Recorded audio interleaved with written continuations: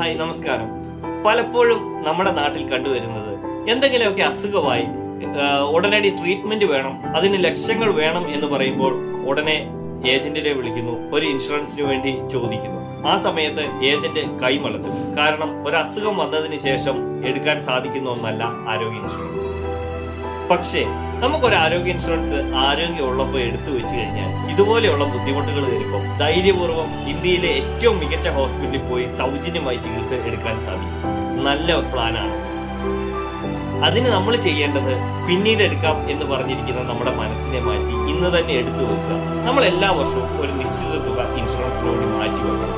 കാരണം നമുക്ക് മികച്ച ചികിത്സ ലഭിക്കണമെങ്കിൽ നമ്മൾ തന്നെ എന്തെങ്കിലുമൊക്കെ ഒരു നിക്ഷേപം ആരോഗ്യ ഇൻഷുറൻസിന്റെ ഇതിൽ നമ്മൾ നിക്ഷേപിക്കുക തന്നെ.